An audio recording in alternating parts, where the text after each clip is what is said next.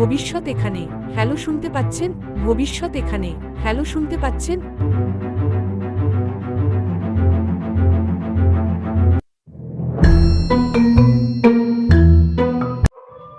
ভাবুন তো, এমন এক পৃথিবী যেখানে আপনার সেরা বন্ধু একজন রোবট, এমন একটি যুগ যেখানে মেশিন শুধুমাত্র কাজ করে না, বরং ভাবে, শেখে, এমনকি অনুভবও করে। স্বাগত রোবটের উত্থানের যুগে, যেখানে মানুষ আর রোবট একসাথে বদলাবে পৃথিবী। রোবট এখন সর্বত্র সাহায্য করছে আপনার ঘর পরিষ্কার করতে, গাড়ি বানাতে, সমুদ্রের গভীরতা মাপতে, অস্ত্রোপচার করতে। এটা সাইফাই নয়, এটাই বর্তমান। কিন্তু এটা কেবলমাত্র শুরু। এখন আসল প্রশ্ন হলো, রোবট কি আমাদের সত্যিই বুঝতে পারে? তবে পরিচিত হন সোফিয়ার সাথে, সেই রোবট যে চোখ বলে, প্রশ্নের উত্তর দেয়, এমনকি টেকটকও দেয়। অথবা পিপার, যে আপনার মেজাজ বুঝে আপনাকে হাসানোর চেষ্টা করে।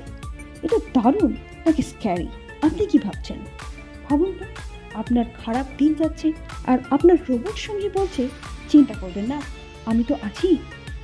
আবেগপূর্ণ এআই বা ইমোশনাল আর্টিফিশিয়াল ইন্টেলিজেন্স রোবটদের সাধারণ যন্ত্র থেকে আরও একটা এগিয়ে নিয়ে যাচ্ছে। কিন্তু প্রশ্ন হলো, ভবিষ্যতে কি আপনার সেরা বন্ধু মানুষ হবে না রোবট? রোবটরা ইতিমধ্যে হিরো। দুর্যোগপূর্ণ এলাকায় সাহায্য করা, মহাকাশ অনুসন্ধান করা এবং এমন সব সমস্যার সমাধান করা যা মানুষ একা পারছে না।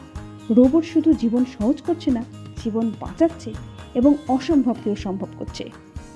কিন্তু বিশাল ক্ষমতার সঙ্গে আসে বড় দায়িত্ব। রোবট কি আমাদের কাজ দখল করে নেবে? আমরা কি আমাদের তৈরি মেশিনের ওপরে নিয়ন্ত্রণ হারাবো? টার্মিনেটরের মতো সিনেমা আমাদের ভাবায় রোবট যদি অতিরিক্ত বুদ্ধিমান হয়ে যায় তাহলে কি হবে? সত্যি হলো, রোবট আমাদের প্রতিস্থাপন করতে আসেনি। ওরা এসেছে আমাদের সাথে কাজ করতে, আমাদের কাছ থেকে শিখতে এবং আমাদের অনুপ্রাণিত করতে।